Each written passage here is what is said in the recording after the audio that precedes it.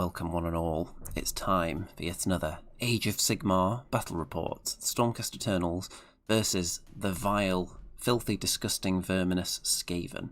Now, the Stormcast are in the midst of a bit of a revamp, my collection at least. So, having not felt that competitive lately with the Stormcast, didn't feel like the units I was fielding were able to put up much of a fight against some of the serious meta armies out there. I decided, you know what, I play a lot of Age of Sigmar, why not make a bit of an investment and revamp the army, get it ready to actually kick some serious butt. So with that in mind, I bought some more Stormcast units and I've started painting some of the ones I already had. We're midway through the revamp at the moment. I've got the new Stormreach Portal ready. I've got 3 more Prosecutors from the Skaven Tide box, and I've also painted a Knight Vexilor, who is from the, I think he was in the Dominion box, so he's been around for a while, but the one with the flag rather than the totem was always really bad in the previous edition, but he's okay now, so I've painted him. And on the table right now, I've got some Questa Soulsworn and the Storm Coven. And then after that, even more units ready to roll. So we're halfway through at the moment, and this is the army I'm fielding right now. So this is kind of a stopping off point for the time being before we get to the full collection revamp. So some of the new stuff is in here and other units aren't ready yet. So what are we trying out here? We've got the portal. Before I even tell you which battle plan we're doing, I'll talk about my list. So Stormreach Portal, very spicy. Obviously, it can give up battle tactics and it can give the enemy charge targets. So there are negatives to it and you have to be careful with your positioning. But it also means you can just teleport a unit without a dice roll, which is the ultimate. So anything else that has to teleport, most things have some kind of dice roll attached to it. The Knight Zephyros doesn't. She can just teleport whenever she likes. But like long strikes, if you want to make them teleport, it's going to be on a 3. So a unit teleporting without a dice roll, always a delight. So that is straight in there, and you don't even pay any points for it, so why wouldn't you take it? Then you can see the unit of 6 Prosecutors there, a mix of new and old. I'm still undecided on whether I want to run Prosecutors as a 6 or as 2 lots of 3. Because as a 6, obviously, you're going to pack a lot more punch. They're dangerous to a bigger, scarier type of unit. But a good use for them is getting them into small spaces with just those 3 models, sneaking them in, and using that long charge to get in and pick out enemy heroes, for example. And 6 of them are far less likely to be able to all fit into those gaps. So, potentially, there is space for 3 still. So, I'm not sure. But the important thing about this portal now is that if you start a unit like Prosecutors on the table, then you can finest hour them and then zap them straight through the portal, 9 inches away from the enemy, and then you've got your 3d6 charge. So you're going to have +1 to wound and +1 armor save on the turn that you're actually attacking, which you didn't have previously if you wanted them to be 9 inches away, unless you were teleporting them with a priest, and that's not reliable. So zapping them through the portal after finest hour and then charging them into something. You can see, by the way, that my opponent is fielding 5 Vermin Lords here. Spoiler alert. So I'll tell you about I didn't know what I was facing when I was making this list. This is just part way to the full revamp. I am going to do some Vanguard Paladors as well, spoiler alert, so they're going to come in at some point. Also got the 6 long strikes because obviously they're still ridiculously good. And potentially even better with this portal now, depending how you use them. If you keep them near it and you fail your teleport, I'm pretty sure you can just make that thing teleport them instead. I don't see why that wouldn't be possible. And you can see a close-up of the Prosecutors there. The new ones are so much nicer than the old. And they're much easier to position as well. The wings don't stick out nearly as far. The old wings are a little bit lame in comparison to these outrageous things. So there's the long strikes. Unit of 6, as usual. We've got the Knight Zephyros for teleporting around. And she is actually, let's see, in her regiment there is the Vanguard Raptors with long strike crossbows. She can bring the Vanguard units. It's 3 regiments, by the way. We have Krondis. So in Krondis's regiment, we've got 3 Praetors, who can now be dropped down and use their ability from the sky, which is very handy. So their bodyguard ability. Previously, you had to start them off on the table, and then like waste command points running after their bodyguard unit for the whole game. So we don't want that to be a thing. So dropping them in out the sky, not wasting command points, and you can drop them in wherever Krondys is going to be. Nice spellcaster and very good combat prowess as well. And also the prosecutors are in that regiment as well. Then, in another regiment, so the third one, we've got Yndrasta for the nice 3d6 charge anti-monster capabilities, and 3 Annihilators, who I'm not that sold on, the Annihilators, but in this list, which will be rejigged a little bit as time goes on, the Annihilators are currently occupying a spot that I would like something like the Questa Soulsworn to be in. So they're likely to be replaced at some point. They are quite cheap though. So we've also got the Purple Sun ready. I'm also working on some more of the manifestations, some of the endless spells as well, so I can actually cast more of them. But this is still the only one that's painted for now, so Krondys is probably going to be casting that at some point, unless he gets killed. So that is the entire list. 3 regiments. We have got, how many units is that? 7 units. So 3 in the sky, but it's less of an issue now because of this. So teleports in the list. I can teleport 1 unit per turn without a dice roll with the portal. The Knight Zephyros can teleport without a dice roll. Long Strikes can teleport on a 3-up. And 3 units can come down from the sky. 1 unit that dies can come back anywhere on the table 9 inches away from the enemy. So lots of ability to zoom around the table and get into different and annoying places. So let's see which battle plan we're playing, and then I'll tell you about my opponent's list, which isn't that complicated. So, focal points, you can see we've got some places of power, which are these 2. Have we got any places of power? Yeah, we've got little ones in the corners there. So a couple of places of power, and some obscuring terrain in the middle, and then some area terrain. So the way focal points works, you have these opposite objectives, the 2 flank objectives. You want to hold both of those to get bonus points, or you want to hold both of the home objectives to get bonus points. And if you're the underdog in a round, you can change the central objective into either a home or a flank, depending which one would get you bonus points for holding. So if you've just got this flank objective, for example, and you're the underdog, but you also have the central objective, then you can turn that into a flank objective, so you would get the bonus points for holding 2 of them. Okay. 5 Vermin Lords. The one at the back is, there's 2 kinds of Vermin Lord, isn't there? And these 4 along the front are the lesser of the Vermin Lords. They're all spellcasters, so there's going to be loads of spells coming in, and I've only got Krondys to do anything about that. But the spicy one is at the back there, with a big globe in its hand. That's the scariest one. But there's one in front that also has artifacts. You can see the gnaw holes are out already, so we don't like those. And the Skaven have a manifestation lore as well. I can't even remember what this one's called, but it's the one with the spell portal and geminids. So potentially they could be getting cast at some point. There are a lot of abilities in this Skaven list for making you strike last. One of them has a rampage to make the enemy strike last. It might be this one here, this Vermin Lord. And there's a spell that also can make you strike last, and I think all of them have access to it. So that wouldn't be very nice on Krondys, but it's not that long a range, so the spell portal would be handy for that. But a lot of my units that you would want to cast it on are going to be coming down from the sky and then attack you after that. So after you've had the chance to cast a spell, so you're not going to be able to use that on units that are dropping out the sky. Okay, what is my plan for this game? Because this is a lot of Vermin Lords. On the one hand, that's very scary. There's the general with the orb. That's the most powerful one. So, what is my plan? I think this is quite a beneficial matchup for me. I didn't know what I was going to be facing. My opponent didn't know what kind of list I was bringing, but knew it was probably going to be Stormcast. And Yndrasta and the Long Strikes are really good anti-monster. Krondys is okay. He's just good at killing everything, pretty much. Prosecutors maybe slightly less good against big scary stuff with a good save, because they only have 1 rend on their weapons. But they do get a lot of damage on the charge.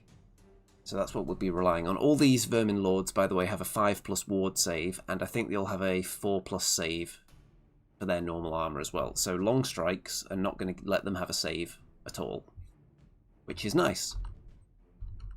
So I have less drops, less regiments, so I'm going first, and I go for take their land as the first battle tactic. And I'm going to take, if we go back a second, I want to take the woods here, because I'm going to move Crondis onto the objective anyway, so I want to be in this general area regardless. So I'm going to take that piece of land. I have to watch out for enemy counter charges, of course, but I'm planning to try and kill this Vermin Lord and this one in the first turn. And if I could do that, I think I'd be one step towards winning already. So I'm going to try and long strike this one to death, which, because it's far away from the others, I really don't want the long strikes to get even shot at by multiple Vermin Lords in a turn. So if I put them in down here somewhere and try and kill that one, there's less going to be coming back at them, because it's away from the objectives as well. So anyone that wants to go and deal with them is not taking objectives. And then I'm going to fling the prosecutors into this one, because they are on a bit of a suicide mission anyway. I expect them to get killed. But if they can take down a Vermin Lord first, and then I can potentially bring 3 of them back later, that is a bonus. So, here we go. First turn. Let's see what happens. Well, the long strikes have a really disappointing round of shooting, actually. And I think it's wounds inflicted that my opponent is keeping track of here. They all have, I think they all have 13 wounds, Vermin Lords. So 4 wounds inflicted to this one from the long strikes, very disappointing, but I will have some covering fire as well against it next turn. And what's happened here? Well, finest hour and all-out attack on the prosecutors. They swarmed in there. Did a decent amount of damage to this guy, but not decent enough. So I think he's taken about 11 wounds, so he's got 2 left. This guy counter-charged in, which I wasn't too bothered about because I knew they were going to die anyway. I just wanted to take this one down first. He'd already taken wounds as well, because Crondis hit him with the lightning... Is it just called Lightning Blast spell? That one anyway, the one that does D3 wounds to the nearest visible enemy unit. So he'd already taken wounds from that. The prosecutors threw their javelins as well, and then charged in, and they actually did enough damage, I think, to kill it. But the 5+ wards, I think the Vermin Lord made something like 50% of them. It was some very high number in combat anyway, so ended up surviving, and then the 2 of them obviously whomped the prosecutors to death. Yeah, so it was 11 wounds, so 2 wounds remaining on this Vermin Lord. So, the Knight Zephyros. I wasn't sure whether I should put her on an objective, because I felt like I probably wouldn't have this objective, because even if I kill one of the Vermin Lords, the other one was going to be countercharging me, and would probably kill enough of the prosecutors to stop me having this one. So I thought I want to score a lot in this round, so I decided that the Knight Zephyros should just tow onto an objective. Even if it ends up with her getting killed, at least I've got some points on the board. So I was holding these 2. Crondis charged into the shrine. Oh, not shrine. It's not a shrine. It's a shrine to holes, isn't it? A Nor hole. So, obviously, destroys it with the Praetors. So, 10 points scored, the maximum, but the damage was not what I'd hoped. So we've still got 2 damaged Vermin Lords on the table, 3 very healthy ones. So let's see what my opponent tries to do about this. So, into the enemy turn. Ordained charge. So pick an objective controlled by your opponent. At the end of your turn, if 2 or more friendly units charged, and 1 or more of those are contesting that objective, and you control that objective. So, obviously, this guy is... Hold on, which one's that? So he teleports from up there. This is the wounded one. With the teleport spell, ends up down here, wants to fight my portal. Over here, this one is going for the long strikes and has shot one of them off the table already, or it could have been a spell that did some damage there. I have, with a counter spell with Crondis, I've put -1 charge dice onto this particularly scary one, because I don't want to fight too many of them at once. And so my opponent decides, actually, because of that, I'm not going to be too aggressive. I'm not going to just go here, for example, and try and charge you and then get either counter-charged if some of the units don't make it into combat, or in just an easy spot for me to, like, covering fire at with Crondis, perhaps. Although, obviously, covering fire is going to come from the long strikes. The Knight Zephyros may well get charged by this guy. So, with covering fire, the long strikes do another 4 damage, so not significant damage yet. I would hope that with one full round of shooting from all 6 of them, and then 5 of them covering firing, that they would bring down 1 Vermin Lord, but it's still kicking. This one gets into the Knight Zephyros, so I don't have high hopes for her survival, and the other one gets into the portal. So, most of the long strikes get killed in combat by this guy. The portal is still up. It took me longer to paint this than expected, by the way. This Stormreach Portal. It is a very nice model.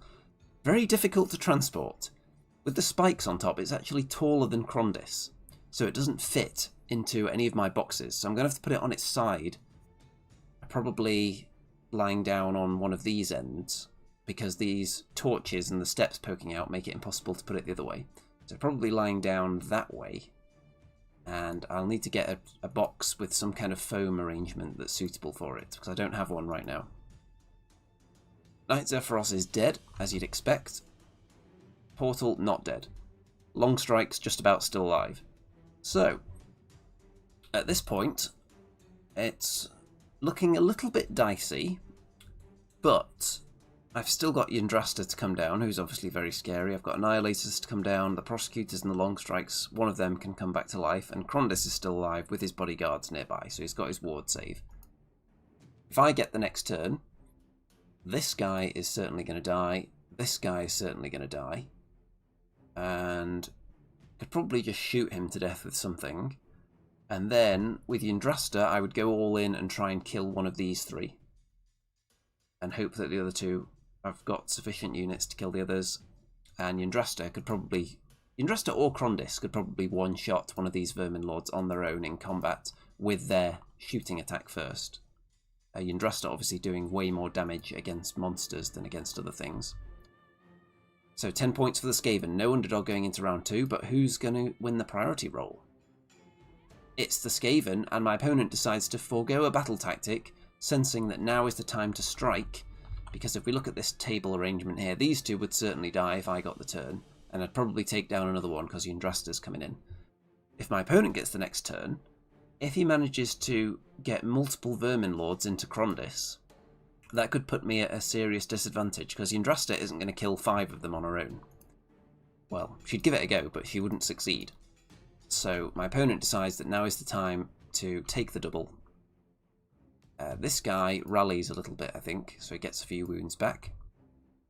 The Geminids are popped out, so they're going to try and get involved, and a spell portal to try and cast the Strike Last spell onto Krondys.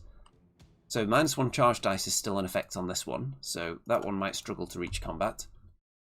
And Strike Last spell is successfully cast onto Krondys. So if all of these Vermin Lords make their charges, this one at the top here with the orb is the general. I think that one has the rampage that can also...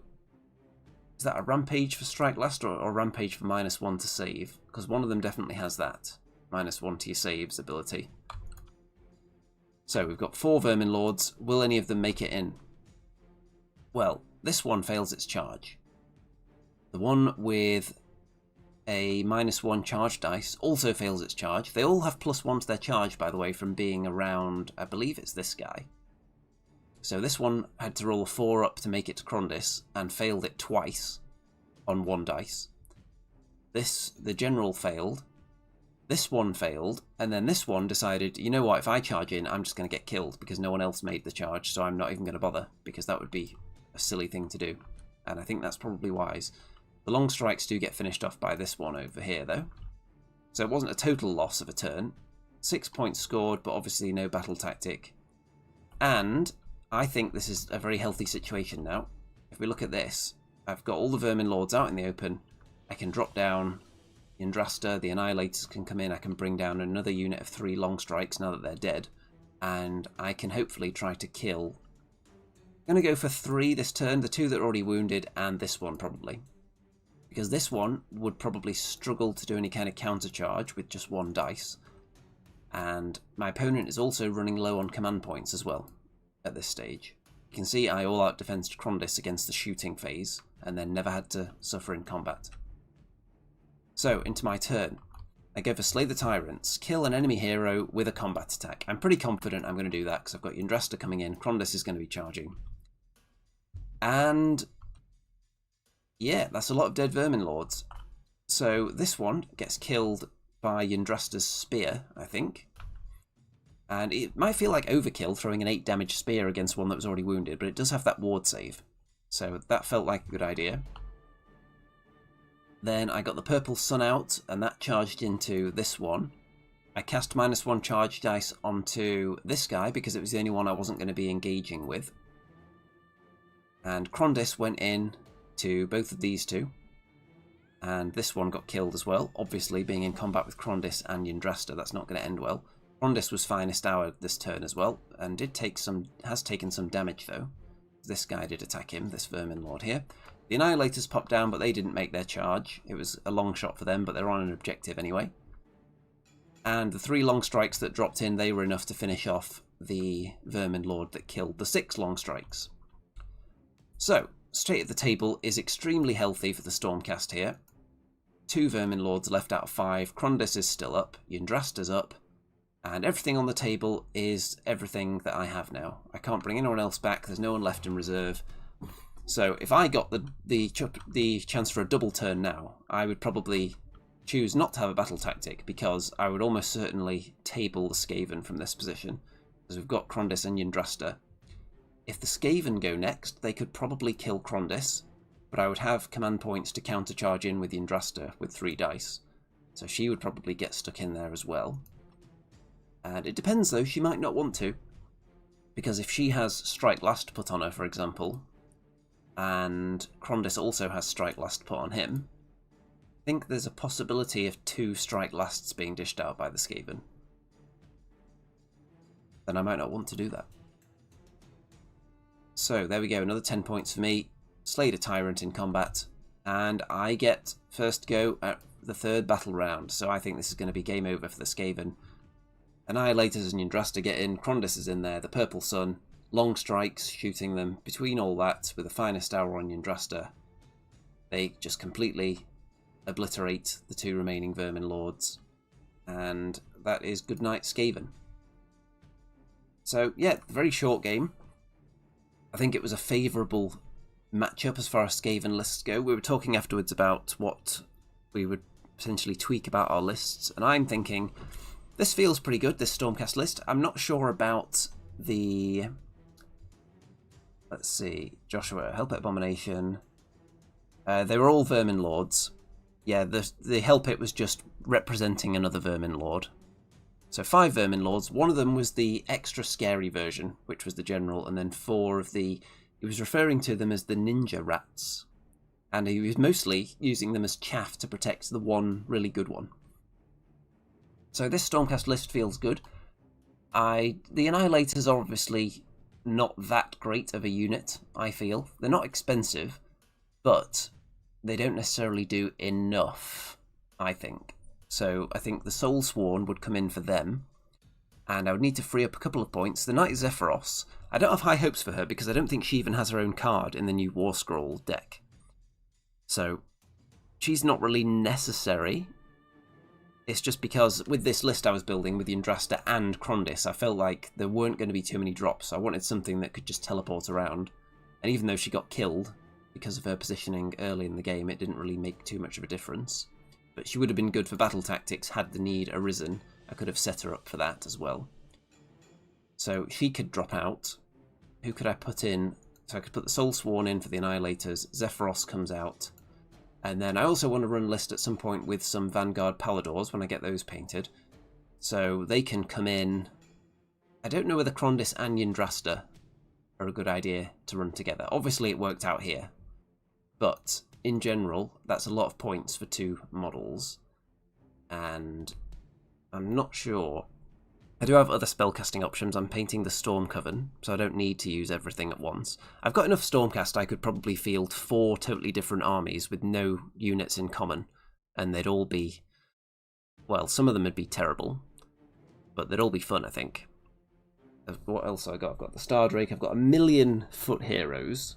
I got probably most of the foot heroes that have been available, I think.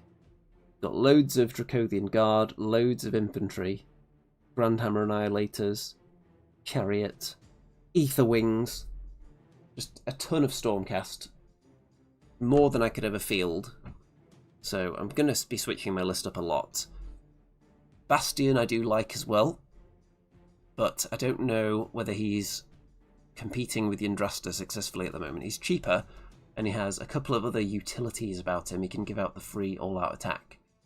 But Yndrasta, with that monster-killing ability, in a meta that is very monster-themed at the moment, you're seeing a lot of big monster heroes, and then just the really hardcore, tough units accompanying them, because of the way list building is encouraging people to go with that at the moment. That feels like it's going to be a thing for a while, so Yndrasta, you're always going to get good value out of her, I think. And even against non-monsters, she's still got a 3 dice charge, so she can do a job on other units as well, just not quite as much damage with her mighty spear. Long strikes are always going to be good, whatever the meta says, I think. And I think the problem with Krondys is obviously no ward saves. You have to bring the Praetors if you want that ward save. That pushes his price up quite high. So if he drops out, and I bring in like a Storm Coven for the spell casting, and then some Vanguard Paladors, because they would do a lot of damage, 6 of them, and then 3 of them coming back to life is quite significant as well. So that could be a list option. A lot of fun stuff potentially there. As far as the Skaven list was concerned, we were talking about that, and I was saying that I'm not sure 5 Vermin Lords is necessary. It's funny, but I think 4 Vermin Lords, and then spending the rest of those points on more basic rats, because you can screen with them. There were no real screens in this list at all. A Vermin Lord is not a screen. It has to act as one in a pinch, but clearly it's not a screen.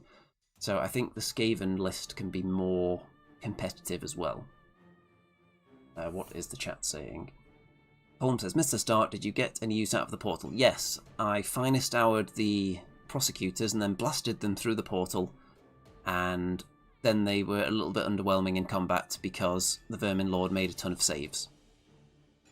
Yes. Yep, Stardrake does go nom as well. Stardrake is a good choice at the moment.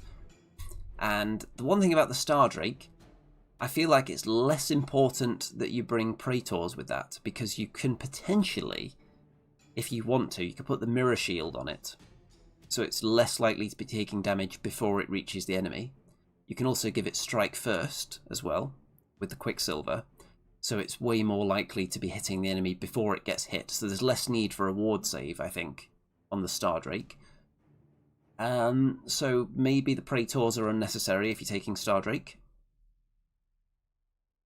Maybe, but they are useful. It just makes all the big stuff very expensive when you're taking them as well. So a lot of options, a lot of different Stormcast lists I'm going to use.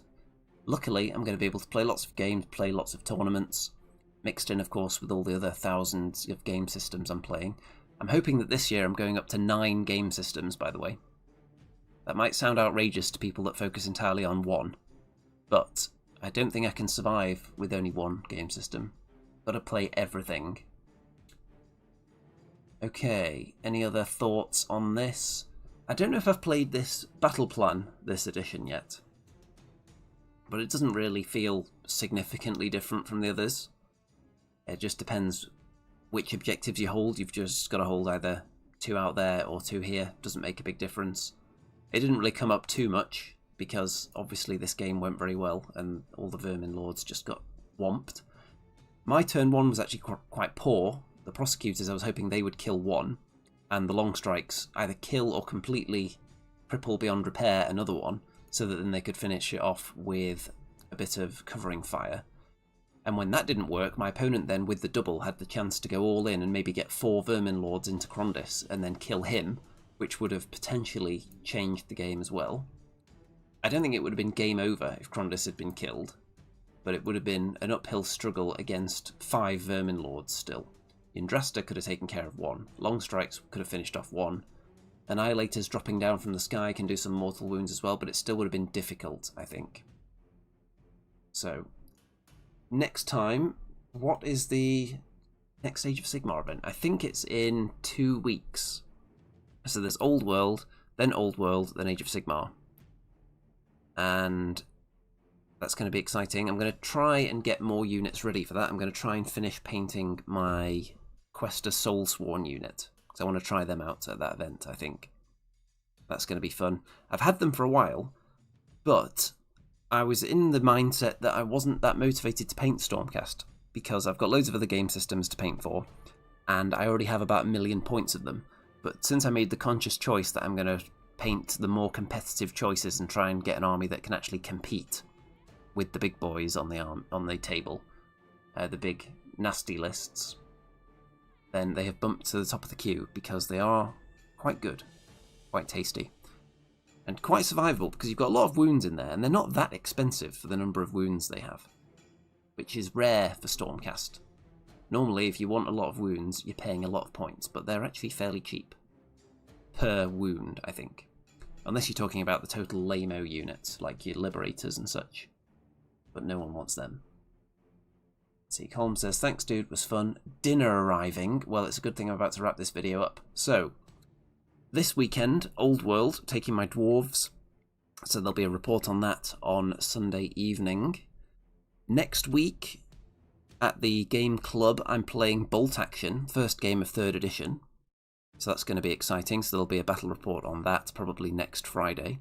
Then another Old World event on that weekend, so there'll be another report on that. Then I don't know what I'm going to be playing at the club the following week, but there is an Age of Sigmar event that weekend, so there'll be a report on that. And what else have I got coming up? Just consulting my little tournament calendar here.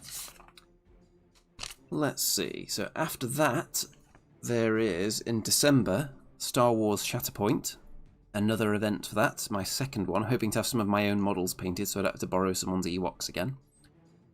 Then, also got a mega Old World event booked in, which is 3,000 points of Old World, so that's going to be fun.